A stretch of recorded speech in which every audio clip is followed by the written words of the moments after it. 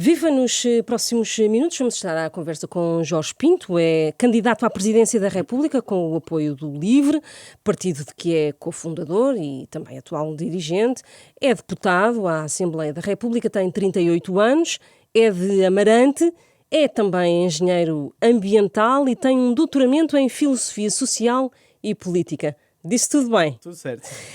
Bem-vindo. O Presidente da República, ao longo do mandato, o atual, Marcelo Rebelo de Sousa, ao longo do seu mandato teve vários episódios hospitalares. Acha, Jorge Pinto, que devia ser obrigatório, ou pelo menos um princípio, os candidatos à Presidência da República apresentarem relatórios de saúde, ou pelo menos se devia tornar um hábito, ou isso é do foro privado? Bom dia, obrigado pelo convite.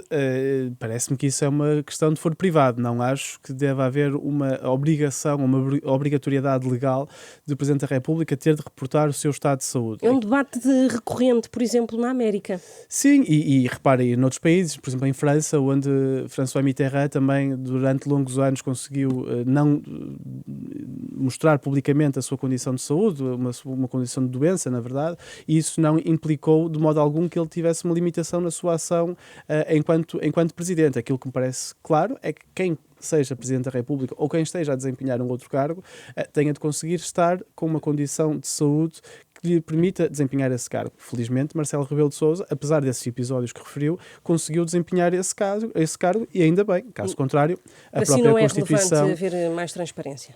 Não, acho que a transparência deve ser dada sempre que for relevante. Se não for relevante, como muitas vezes não é, pode tratar-se de voyeurismo e acho que isso é dispensável na política e é certamente dispensável na função também de Presidente da República. O que é um engenheiro ambiental, do ambiente, com doutoramento, como disse, em Filosofia Social e Política, que já viveu em países como a Índia, a Lituânia, a França ou a Itália, tem para dar à Presidência da República? Olha, se calhar precisamente essa experiência de ter visto o país de dentro, desde o seu interior, porque também, como disse, eu venho de Amarante, e desde fora, e de ter passado nesses países todos durante 15 anos, eu vivi fora do país durante 15 anos, e em nenhum deles ter visto algo onde eles fossem os melhores ou dos melhores e que eu não achasse que Portugal pudesse ser também. A minha vontade de regressar ao país, e regressei precisamente para assumir o cargo de deputado à Assembleia da República, foi precisamente porque vendo Portugal de fora, acredito que é possível mudá-lo e para melhor.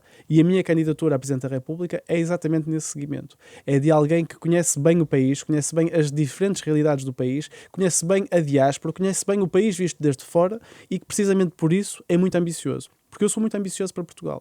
E eu estou muito farto deste mais do mesmo, de andarmos aqui a tentar seguir outros e fazer o nosso caminho acompanhando outros. Eu quero que Portugal comece a liderar o caminho. Quero que Portugal, dentro do projeto europeu, dentro da União Europeia, comece a liderar o caminho e comece a fazê-lo, desde logo, internamente.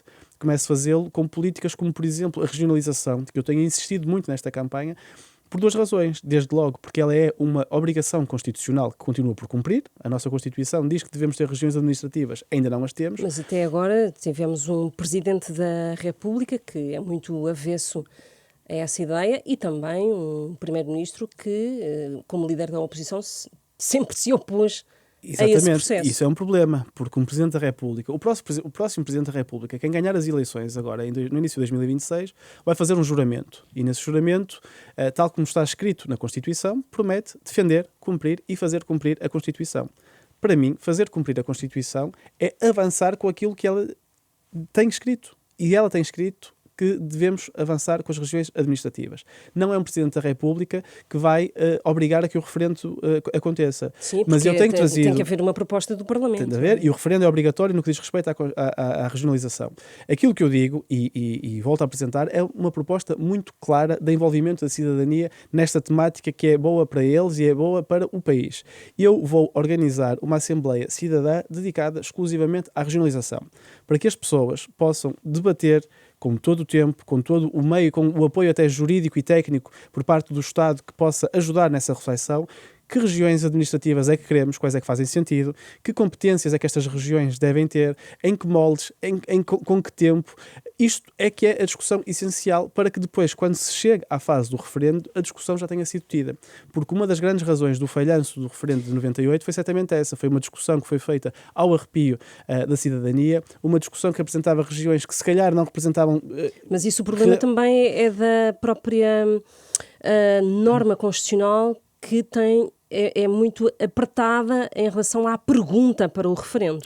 Exatamente, mas precisamente aí é que o Presidente da República pode entrar. É precisamente aí que uma Assembleia Cidadã que mobiliza as pessoas, que envolva a comunicação social, pode entrar. É assegurar-se que durante semanas, que durante meses, essa discussão é feita de maneira pausada, de maneira ponderada e que depois, sim, quando chegamos à fase do referendo e à pergunta, então a discussão já foi tida e então os portugueses já votam com E já pensou na conhecimento de causa. pergunta a ser feita?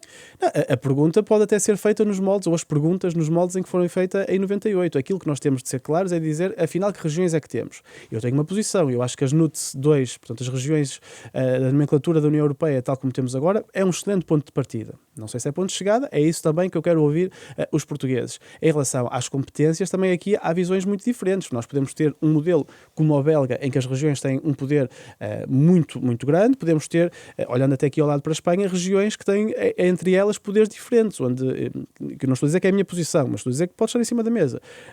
Regiões em Espanha, por exemplo, que têm uma própria força policial, outras que não têm. Regiões que têm uma certa autonomia fiscal, outras que não têm. Eu não acho que para o nosso modelo devamos seguir esse caminho. O que quero dizer é que há muitas maneiras de fazer a regionalização e é precisamente por isso que eu quero que haja essa Assembleia de Cidadã, para que as possamos discutir, ter tudo em cima da mesa e aí sim, com esse conhecimento de causa, poder avançar. Porque de uma coisa eu tenho a certeza absoluta: Portugal precisa da regionalização. Não só porque a Constituição o diz, mas porque vai ser melhor para o país, vai ser melhor para os portugueses. Olha, em coisas como a saúde. Não é por acaso que o Governo anunciou a semana passada, em Conselho de Ministros, que quer dar competências à CCDR ao nível da saúde. Bem, mas isto deve ser feito no quadro de uma regionalização, onde quem está à frente das comissões de coordenação regionais são pessoas que são legitimadas pelo Para voto isso popular. é preciso uma base parlamentar, não é? Que o É livro que infelizmente não tem. mas um Presidente da República pode influenciar esse debate e infelizmente até já tivemos uma maioria parlamentar nos anos da geringonça, onde todos os partidos eram, pelo menos em teoria, favoráveis à regionalização. E mais tarde com a E maioria depois absoluta não do se... Partido Socialista. Igualmente, portanto, se calhar tem havido uma certa falta de coragem, mas eu prometi no início desta campanha que vinha para marcar agenda e vinha para ser claro em relação àquilo que defendia. E eu quero que a regionalização seja tema de campanha e quero que a minha posição, que é esta Assembleia Cidadã, seja muito clara, porque acho que quase 50 anos depois da aprovação da nossa Constituição, já é hora de a cumprirmos no que diz respeito à regionalização, porque, repito, é boa para o país e para os portugueses. Diz que gostava de ser a surpresa da noite eleitoral de 19 de janeiro. De 18. De 18 de janeiro. Sim. O que é que isso quer dizer? Isso é o quê? Se é ir à segunda volta? Se é um bom resultado? Que resultado é esse? É ficar em terceiro? São muitas coisas. É o quê? São muitas coisas. Eu quando disse isso, e tenho repetido, é porque eu parti de um ponto de partida muito diferente dos outros candidatos. Ao nível de notoriedade, ao nível até de anos de experiência política, isso era um facto. Aquilo que eu digo é que ser menos do mesmo, como eu quero ser e como acho que tenho sido, perdoe-se-me a imodéstia, nesta campanha, pode mostrar que há boas surpresas a acontecer na política portuguesa. Nós não precisamos de ter ascensões meteóricas apenas daqueles que querem até acabar com a República, que querem trazer para a política um discurso de ódio, um discurso de violência, um discurso de agressão. Aquilo que eu quero com a minha campanha é fazer o oposto. E é com esse oposto, com essa política da empatia, com esta maneira construtiva, com esta maneira pausada de estar na política, ponderada de estar na política, ser uma boa surpresa. António Filipe, e isso aqui aconteceu Sim. no estrangeiro, só para dizer isto, aconteceu no estrangeiro. E nós não estamos condenados a que estas boas surpresas aconteçam apenas no estrangeiro. Elas podem acontecer também em Portugal. António Filipe, outro candidato à presidência, apoiado pelo Partido Comunista Português, dizia aqui também, neste estúdio, numa entrevista semelhante a esta, que a segunda volta sem ele não existe. Jorge Pinto consegue dizer a mesma coisa? Não consigo dizer, porque as segundas voltas vão sempre existir, esteja lá eu ou esteja lá outro candidato. Mas o que eu quero dizer, e repito, é que eu vim para esta eleição com uma missão muito clara.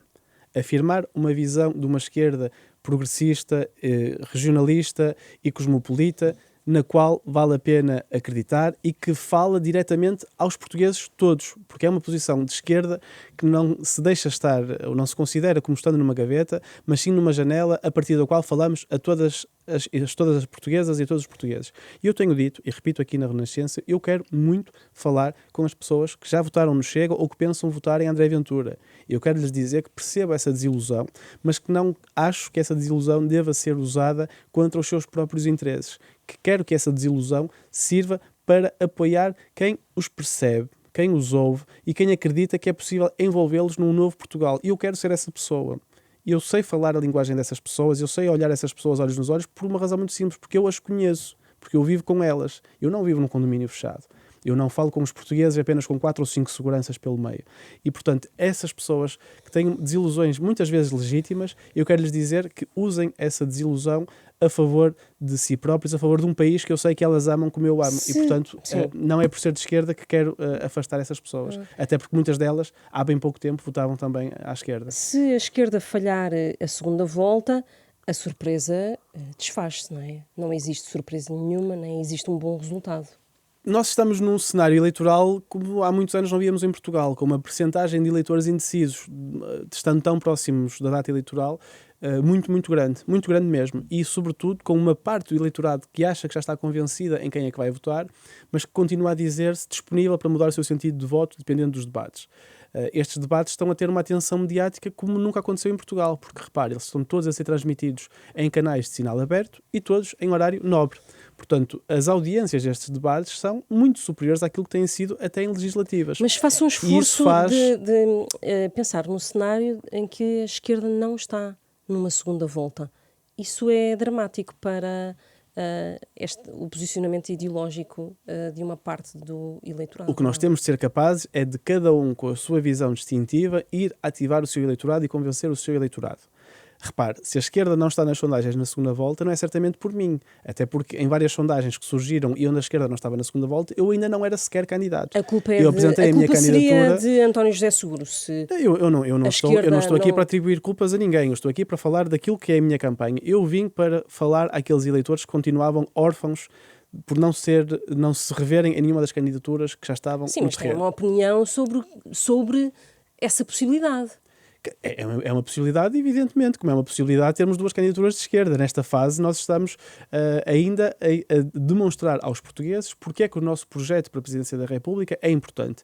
E da minha parte, como eu dizia no início, eu tenho sido o mais claro possível. Aliás, até tenho sido acusado por excesso de clareza. Mas isto é a minha maneira de estar na política. Eu não quero ser uma surpresa que depois pode ser boa ou pode ser má depois da eleição. Eu quero que os portugueses saibam muito claramente aquilo que eu farei quando ou se for Presidente da República. E da minha parte, em questões como a revisão constitucional, em questões como a dada de posse a um eventual vencedor das eleições legislativas, a questões como a regionalização, eu tenho sido o mais claro possível. Porque é a minha maneira de estar na política. E acho que é isso que devemos aos portugueses, é essa transparência, essa clareza e essa firmeza em anos que serão muito incertos no nosso país. Porque os próximos 5 anos, tanto a nível interno como a nível externo, serão de enorme incerteza. E, portanto, eu acho que é muito importante que nós, enquanto candidatos a Presidente da República, possamos ser o mais claro e mais transparentes possível em relação àquilo que faremos se formos eleitos. O mandato do Presidente da República é de 5 anos, está constitucionalmente consagrado. Acha que o mandato devia ter, por exemplo, 7 anos e ser único, como já chegou a defender Marcelo Rebelo de Sousa numa outra campanha eleitoral? Acho que é uma discussão legítima, uma discussão que se pode ter da minha parte, e uma vez mais com toda a clareza, acho que este modelo de 2 mandatos consecutivos, um Presidente pode fazer 3 mandatos desde que não consecutivos, é um modelo indicado porque permite, apesar de tudo, uma certa ponderação e permite, em caso de reeleição, como tem acontecido no nosso país, termos durante 10 anos uma certa estabilidade na Presidência da República, que depois pode ou não transmitir-se em estabilidade ao nível da Assembleia da República e a nível governativo, mas aí já são dinâmicas e discussões diferentes. Mas concordo com este modelo de 2 vezes 5 anos consecutivos no máximo. O ano passado, o atual Presidente da República, Marcelo Rebelo de Sousa, decidiu reenviar para a Assembleia da República um diploma que permitia a escolha de um nome sem que este tivesse de ser identificado com o sexo masculino ou feminino. Também vetou o diploma sobre as medidas a adotar pelas escolas para a implementação da lei que estabelece a autodeterminação da identidade e expressão de género. Se fosse eleito Presidente da República, teria travado esta lei ou de todo não? Não, porque repare, as coisas mudam e felizmente as coisas vão mudando para melhor. E aquilo que nós estamos a falar, e eu julgo que até foi aqui na Rádio Renascença que eu vi essa peça há 1 ano ou 2 anos, mas se não foi aqui, foi numa outra rádio, foi numa rádio. Nós estamos a falar de crianças, é importante termos noção disto. Muitas vezes crianças e menores jovens que são vítimas de uma agressão diária e cotidiana, precisamente por não se conseguirem afirmar enquanto aquilo que são na verdade e aquilo que são e sabem que são no seu dia-a-dia. Isto é de uma violência atroz. É de uma violência atroz para com estas crianças que nós dizemos sempre que queremos proteger e que devemos e temos a obrigação de proteger, até uma obrigação constitucional. E eu acho que essa proteção passa por coisas precisamente como essas. Passa por garantir que estas crianças, estes jovens, estas pessoas, estes seres humanos podem ser quem são efetivamente. E se nós podemos regulamentar a lei, se podemos fazer algo a nível político para as proteger mais, devemos fazê-lo. E eu acho que essa proteção não foi assegurada com esse voto, é a minha opinião, porque acredito mesmo que estas crianças e estes jovens e estas pessoas precisam de ser protegidas e essa proteção passa também por aí. No atual Parlamento não há condições para voltar a este tema, teoricamente, não é? Esta agenda foi um dos erros da esquerda nas últimas legislaturas e a esquerda está a pagar por lançar temas que não respondem aos problemas da maioria das pessoas. Eu não concordo com essa leitura, de todo. Aliás, vejamos este exemplo do novo vencedor, do novo Presidente da Câmara de Nova Iorque. Não foi por ter trazido essas questões, digamos, sociais ou culturais para debate que deixou de trazer a questão do custo de vida, não é? O affordability, como ele estava sempre a repetir. As duas coisas estão interligadas e a esquerda certamente cometeu erros. Uma esquerda que passou de uma hegemonia parlamentar para uma posição minoritária. Que erros é que foram esses? Têm identificados? Muitos erros. Se calhar um afastamento das ruas, não um afastamento das temáticas, mas um afastamento das ruas. Depois uma concorrência desleal que é importante começar a desmascarar, que é a concorrência do mundo digital. Nós estamos num momento da nossa vida coletiva onde temos empresas privadas que têm conhecimento sobre nós próprios, têm dados sobre todos nós que nunca nenhum Estado sequer sonhou ter. Sim, mas isso não mostra uma inaptidão da esquerda em comunicar também? Poderá também acontecer, mas aquilo que eu digo e tenho alertado para este problema é que esta questão dos algoritmos, esta questão das redes sociais, esta questão do conhecimento que as redes sociais, como uma empresa como o Facebook, a Meta, que tem Facebook, tem o Instagram, o TikTok, tem sobre nós próprios, nunca nenhum Estado sonhou sequer ter esta informação sobre nós. Nunca nós, enquanto cidadãos, autorizaríamos, e ainda bem que não autorizaríamos, que um Estado tivesse toda esta informação sobre nós e a usasse contra nós próprios ou para nos influenciar. E repare, nem sequer sou eu que o digo, nem sequer é a esquerda que o diz. Adolfo Mesquita Nunes acabou de escrever um livro, portanto, do CDS, um livro precisamente sobre esta algoritmocracia e como, segundo o próprio, deixou de frequentar redes sociais porque sempre que abria a rede social era confrontado com violência, com agressão, com algo que não era aquilo que era a realidade cotidiana do nosso país. E isto existe precisamente porque há esta política de fomentar a divisão, porque ela é rentável economicamente para estas redes sociais. E aqui eu acho que tem de haver uma regulamentação muito clara destes algoritmos. Dir-me-á, um Presidente da República não legisla. Esta regulamentação não pode ser apenas a nível nacional. Eu vou concordar com as duas coisas, mas vou contrapor e vou dizer que o Presidente Jorge Sampaio, sempre ele, já criou aquilo que ficou conhecido como o Grupo de Arraiolos, que junta Presidentes da República europeus sem poderes executivos. Esse grupo pode e deve, e aliás até o tem feito, discutido essas questões tecnológicas, estas questões de como é que esta inovação, de como é que esta transformação tecnológica vai impactar o nosso dia-a-dia. E eu quero que essa discussão seja alargada à cidadania e que depois de haver essa discussão com os portugueses, e isso sim é uma possibilidade e é uma obrigação até de um Presidente da República, ela se possa traduzir em iniciativas legislativas, tanto a nível nacional como a nível europeu. Porque caso contrário, estamos a criar uma nova geração pelo ódio. E eu tenho recebido muitas mensagens de pais e de mães... Limitar acessos a redes sociais? Regulamentar e, sobretudo, saber o que é que está por detrás dos algoritmos que favorecem esta violência. Eu tenho recebido muitas mensagens, mas tenho mesmo, acredito, de pais e de mães, de crianças, de jovens pré-adolescentes, que me dizem que não sabem o que é onde fazer, porque têm os seus filhos a chegar a casa a cantar canções racistas, com comentários xenófobos, de um racismo mais básico que se calhar há muitos anos não tínhamos em Portugal. E eles dizem-me, eles nunca ouviram isto em casa.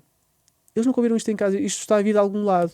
E eu sei de onde está a vir precisamente dos telemóveis, está a vir das redes sociais, está a vir desta vontade deliberada de... E aí o que é que se podia fazer? Enfim... Desde logo, nós temos de perceber o que é que está por trás destes algoritmos. Temos de perceber como é que uma criança de 8 e 9 anos, quando liga ao seu telemóvel, quando acede ao seu telemóvel, ou de 10 ou de 12, a idade que for, aquilo que vai ver é imediatamente um conteúdo de violência. Porque é que é esse conteúdo que lhe aparece regularmente nas suas redes sociais? Porque é que me aparece a mim que não consumo esse tipo de conteúdo? Porque é que eu, sempre que abro as minhas redes sociais, sou sempre confrontado com conteúdo da extrema-direita e conteúdo violento? Tem de haver alguma explicação no próprio algoritmo. Portanto, é essencial que haja essa transparência, porque, repito, se ela tem de existir para o Estado, se o Estado tem de ser claro e dar explicações em relação aos dados que tem e que usa dos seus cidadãos, e bem, esse controle tem de haver para uma empresa privada, para uma empresa tecnológica como o Facebook ou como o Instagram. É o ponto de partida. E, portanto, repito, o Presidente da República não legisla nesse sentido, mas tem de alertar. Da mesma maneira como, por exemplo, tem de alertar e obrigar a que seja discutido uma outra questão que também tem estado ausente destes debates, que é a do jogo online e dos problemas sociais e pessoais e familiares que a questão do jogo online tem trazido a tantas famílias portuguesas. Está ligado, sim. Vamos falar um bocadinho de... Até porque precisamente estão ligadas muitas vezes com influencers que arrastam estas crianças e estes jovens para uma viciação no jogo online, onde muitas vezes se viciam, e é um problema depois de saúde também. Vamos falar um bocadinho de política externa e os compromissos que temos o país. A NATO, uma pergunta, a NATO pede, é um cenário, a NATO pede a Portugal para intervir na fronteira com a Ucrânia ou, por exemplo, para ajudar a Polónia no reforço de proteção de fronteira com a Bielorrússia, mesmo sendo uma força de manutenção de paz. Se fosse eleito Presidente da República e sendo o Comandante Supremo das Forças Armadas, que posição é que teria? O que é que se faria aos soldados portugueses? O que é que... Estão aí muitas questões para desempacotar. Deixe-me dizer primeiro aquilo que me parece ser essencial, é que não podemos falar com leviandade do envio de tropas portuguesas para qualquer cenário de guerra. É sempre uma questão sensível, é uma questão complexa e que devemos sempre ter em cima da mesa, e é inaceitável que falemos com leviandade da morte. Mas estamos mais perto desse cenário do que estávamos, antes, não é? Entrando na segunda parte da questão, uma coisa é uma missão de paz, outra coisa é uma missão de guerra. Portugal já tem atualmente muitos soldados destacados em missões de paz por esse mundo fora. E ainda bem que assim é, porque nós damos também uma imagem de que somos um país que acredita na paz e que essa paz não vai acontecer por obra do acaso, ela tem de ser assegurada. Portanto, eu tenho muito orgulho quando vejo tropas portuguesas em missões das Nações Unidas para assegurar a paz em diferentes partes do planeta. No que diz respeito à Europa, os próximos 5 anos vão ser determinantes para o nosso futuro, até ao nível da defesa. Eu quero quando falemos de defesa, não falemos apenas de defesa militar. Eu quero que se faça uma discussão sobre a defesa de uma maneira mais elaborada, porque é isso que nós precisamos. Repara, uma coisa é nós falarmos da necessidade de produzir mais munições, certamente importante, mas talvez mais importante ainda é nós assegurarmos a proteção dos cabos transatlânticos que passam por Portugal.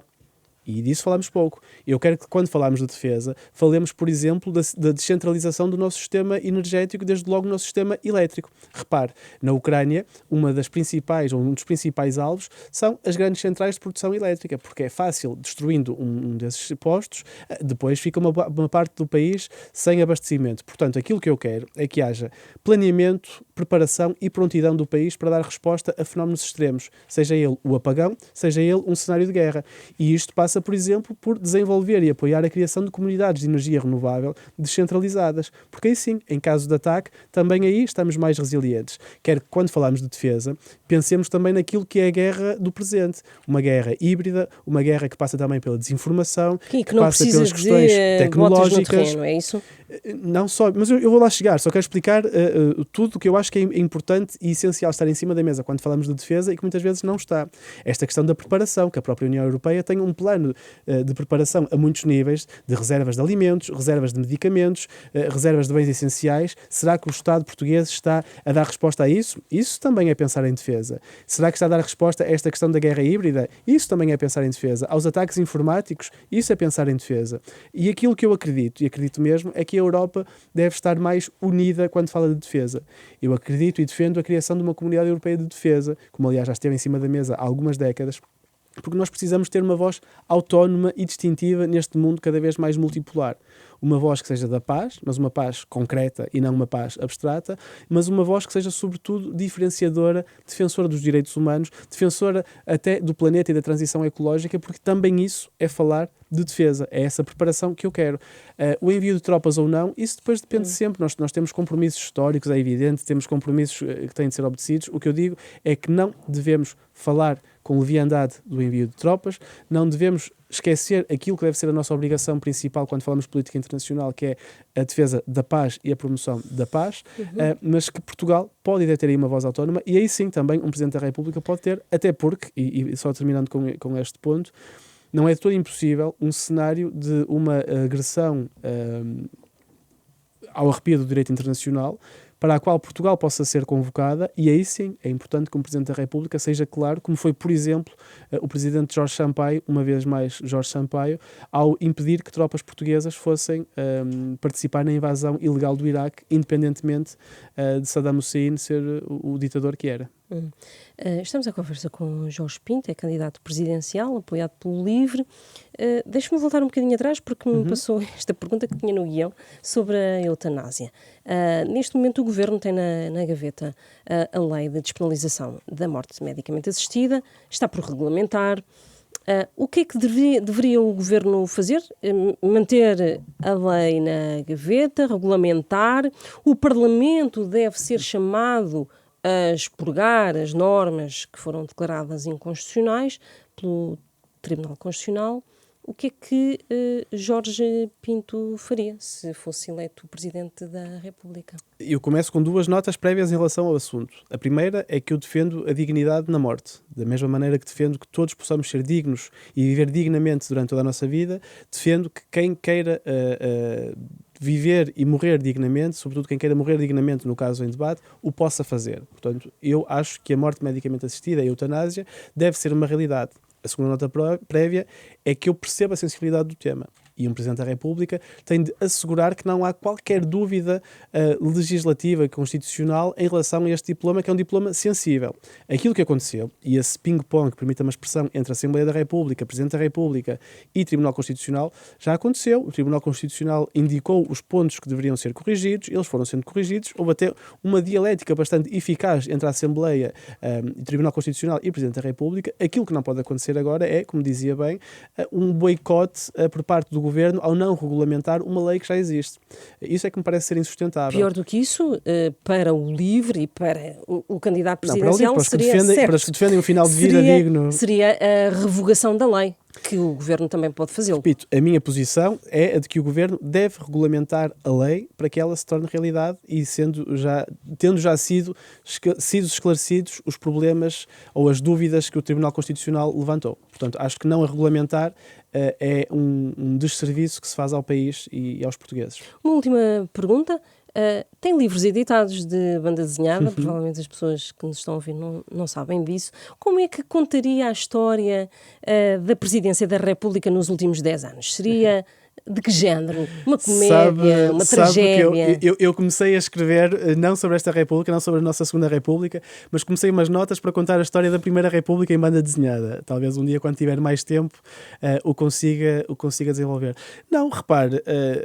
A política faz desta história que nós fomos tendo nos últimos 10 anos. E os últimos 10 anos são daqueles onde parece que passaram décadas politicamente falando. Não é? Repare, nem são precisos 10 anos. Como é que nós passamos de uma geringonça para uma maioria absoluta do Partido Socialista para a realidade parlamentar que temos agora, neste curtíssimo espaço de tempo? Num país onde durante décadas dissemos que o nosso regime, os nossos partidos eram extremamente estáveis e fixos. Nós temos vários novos partidos ou partidos recentes que estão agora na Assembleia da República. O LIVRE, a Iniciativa Liberal, o JPP, o PAN, tudo partidos... o Chega, evidentemente, recentes ou relativamente recentes. Esta história é uma história sem fim, porque eu sou muito republicano, né? Nós falámos, na introdução disse que eu fiz a tese de doutoramento, e a minha tese de doutoramento, na verdade, foi sobre a ideia republicana de liberdade. Portanto, a ideia de república interessa-me muito. E se há algo que os republicanos sabem desde a antiguidade, é que as repúblicas nascem, vivem e morrem. E aquilo que compete aos republicanos, ou aqueles que querem defender a República, é evitar a sua morte, ou a sua morte precoce. E eu quero muito que a nossa República, esta nossa segunda República que tem 50 anos, tenha pelo menos outros 50, outros 100, outros 200. Isso consegue-se precisamente com essa dialética e essa... Acha que estamos a caminhar para a Quarta República eu acho que nós estamos desejada na segunda. por André Ventura? Eu discordo daqueles que acham que nós já estamos na Terceira República. Para mim, nem a ditadura militar, nem o Estado Novo foram repúblicas. Acho que estamos na Segunda República, depois da Primeira República e do longo interregno de 48 anos de Estado Novo e ditadura militar. Aquilo que me parece, e digo com toda a clareza, é que a nossa República funciona. As nossas instituições, a divisão de poderes que nós temos, o nosso semipresidencialismo, os poderes que estão consagrados à Assembleia da República, ao Presidente, ao Governo, aos tribunais, funcionam. Somos, aliás, quanto mais olho para outros países, por esse mundo fora, mais acho que o nosso sistema é bom. Aquilo que nós precisamos é de políticos à altura, uma cidadania vigilante e dar resposta às pessoas. E aí sim entra um Presidente da República. E um Presidente da República que queira ser mobilizador como eu quero, eu não quero usar apenas a magistratura da influência, eu quero usar a magistratura da mobilização, quero ter as pessoas comigo e essas pessoas vigilantes. Porque quando nós falamos de corrupção, quando nós falamos dos problemas do SNS, quando nós falamos dos problemas da habitação, é evidente que o Presidente da República não vai legislar, não vai executar essa política. Mas o Presidente da República pode e deve influenciar a política que depois vai ser aplicada. E eu quero ser esse Presidente da República, um Presidente da República que não condiciona governos, que não condiciona partidos políticos e a Assembleia da República, mas que mobiliza a cidadania para que ela possa ter uma voz e ela sim influenciar então os partidos políticos e o governo. Acredito que essa é uma função essencial de um Presidente da República e da minha parte, as portuguesas e os portugueses podem contar com alguém presente, interveniente, mas bem ciente daquilo que é o poder consagrado na Constituição para um Presidente da República. Estivemos à conversa com Jorge Pinto, a quem agradeço ter aceitado esta entrevista. Ele é candidato às eleições presidenciais marcadas para 18 de janeiro, tem o apoio do LIVRE. Regressaremos em breve com outro candidato. Este programa, esta entrevista teve a gravação áudio de Rui Glória e a gravação vídeo de Ariana Cruz.